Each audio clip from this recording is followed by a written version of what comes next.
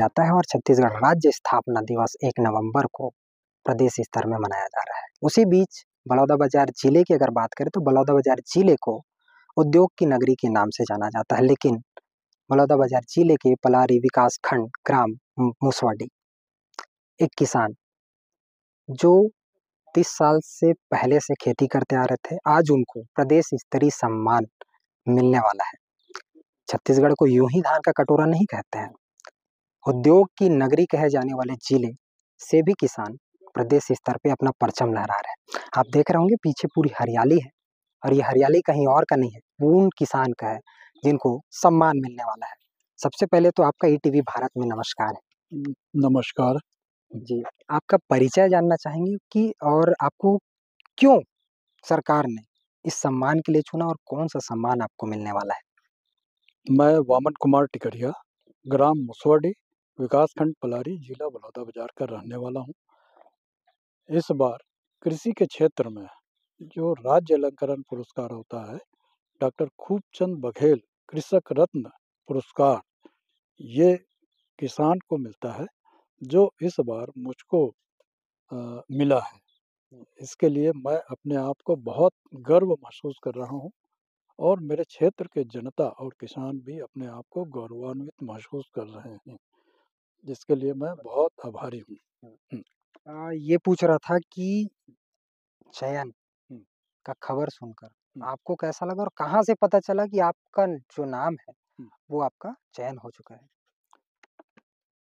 चयन की खबर कृषि विभाग के माध्यम से मुझको मिला है और जब मिला है तो मैं बहुत अपने आप को बहुत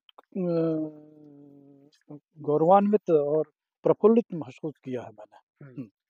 और आज मैं अपने आप को बहुत ही भाग्यशाली मानता हूँ कि जो बलौदाबाजार जिले में मुझको कृषक रत्न के अवार्ड से नवाजा जाएगा। अच्छा, ये बताइए कि कब से आप कर रहे हैं संघर्ष? जो कि किस तरीके से आपने काम किया? किन-किन फसलों पे आपने काम किया? क्या कुछ किया है? वो अपना अनुभव बताएँगे? मैं सन 1990 से खेती करना शुरू किया है। मेरी माताजी पहले खेती करती थी और उसको देख-देख कर मेरी माताजी, मेरी नानी और मेरे मामा जी लोगों के और मेरे परिवार के काका जी लोगों से मुझको प्रेरणा मिलती गई। चूँकि मुझको खेती करना ही था, इसलिए मैंने खेती के क्षेत्र में आया है और 1990 से मैं बृहत रूप से खेती करना शुरू किया है। तो उस समय ट्यूबवेल नहीं होता था और कैनाल होता था नहरों से और ऊपर से, और 1990 में मैंने ट्यूबवेल खनन कराया और ट्यूबवेल खनन कराने के बाद मैंने खेती में फिर नए-नए प्रयोग करना शुरू किया है।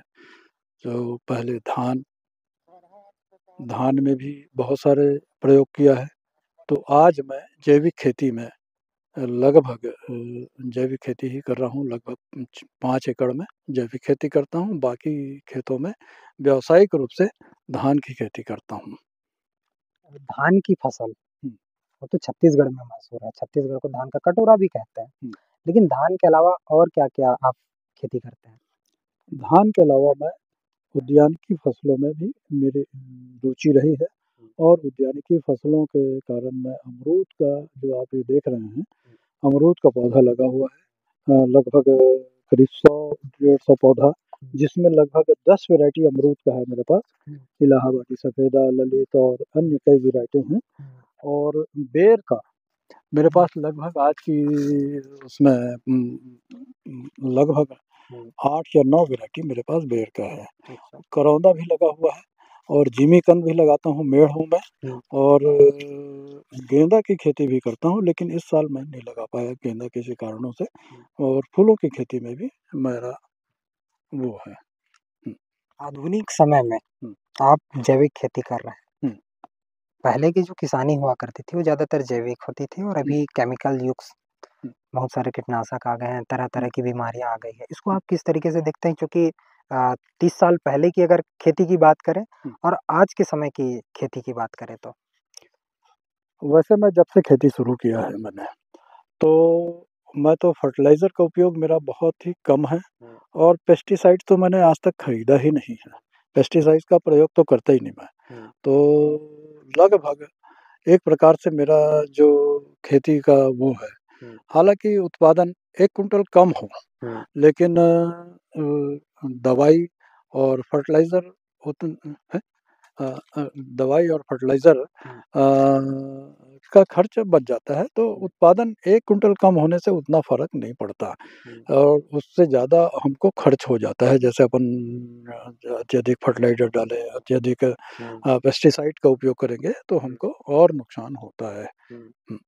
आपके अनुसार आज के समय में किसानों को किस तरीके से चुनौतियाँ सामने देखने को मिलती हैं?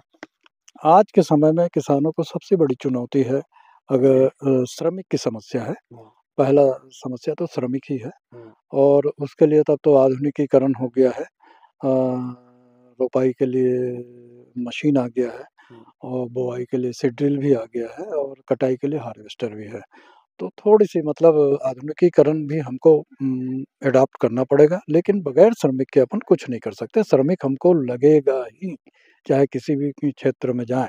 हुँ। जैसे श्रमिक की आप बात कर रहे हैं, तो जैसे आप मॉडल्स अलग-अलग तरीके से उद्यान के क्षेत्र में मछली पालन के क्षेत्र में, फल फ्रूट्स के क्षेत्र में और धान, गेहूँ, चना, अरहर, तो ये सारी चीज़ें आप कर रहे हैं। तो आपसे कितने किसान इस मॉडल के साथ जुड़ कर के आपसे प्रेरणा लेकर के खेती-किसानी कर रहे हैं? मेरा काम है सिर्फ़ प्रचार-प्रसार करना, किसानों को बताना और लगभग मेरे हिसाब से तो बहुत किसान मुझसे जुड़कर अपना उम, प्रयोग कर रहे हैं और अपना खेती भी कर रहे हैं। लगभग करीब 100 150 किसान मेरे से प्रभावित हुए हैं और वो देखने भी आते हैं और पूछते भी हैं मुझसे कि क्या करना है भैया, कैसे करना है? तो मैं उनको सही रूप से जानकारी भी देता हूँ समय-समय पर। युवा पीढ़ी जो है खेती छोड़ रहे हुँ, हैं, नौकरी के पीछे भाग रहे हैं। हुँ। इसको आप कैसा देखते हैं? और क्या क्या क्या संदेश देना चाहेंगे युवा पीढ़ी को? युवा पीढ़ी का जो सोच है, बचपन से जो सोच है उनका मतलब ये है, वो देख रहे हैं अपने मतलब खेती में 24 घंटा अपने को खेत में ही रहना पड़ता है। 24 घंटा में मतलब लगभग मान के चलिए, अगर रात को लाइन बंद हो गया तो रात को लाइन चालू करने के लिए आना पड़ेगा। तो आज के बच्चे इस सब काम को नहीं करना चाहते हैं क्योंकि सुविधाभोगी हो गए हैं और सुविधाभोगी होने की वजह से खेती में जाना नहीं चाहते, जैसे कीचड़ में उतरना नहीं चाहते और खेती बगैर कीचड़ के होगा नहीं, बगैर मिट्टी में मिट्टी मिले आपका खेती होगा नहीं, तो आपको उतरना ही पड़ेगा। अच्छा ये बताइए कि सरकार से या शासन प्रशासन से किस तरीके से सहयोग रहा है आपको? पर्याप्त सहयोग मिला आपको? शासन का तो मुझको पर्याप्त सहयोग मिला है और मैं किसानों को बताता भी हूँ कि आप शासन से जुड़िए, कृषि विभाग से जुड़िए, उद्यानिकी विभाग से जुड़िए, पशुपालन विभाग से जुड़िए और मत्स्य विभाग से जुड़िए, आपको फ़ायदा ही फ़ायदा होगा। वो अपना मतलब किसान को अच्छे किसान को प्रोवाइड भी करते हैं और दिशा निर्देश भी देते हैं। हुँ, जो आज मैं इस मुकाम में पहुँचा हूँ, उन्हीं उन्हीं लोगों के बदौलत पहुँचा हूँ। हुँ, तो आपको एक बार पुनः मैं आपको बहुत-बहुत बधाई देता हूँ कि आपको यह सम्मान के लिए चयन किया गया है। हुँ। ईटीवी भारत की टीम की तरफ से आपको बहुत-बहुत बधाई।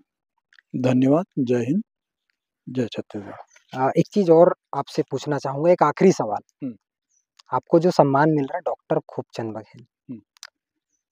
डॉक्टर खूबचंद बघेल जी को आप कैसे याद करते हैं?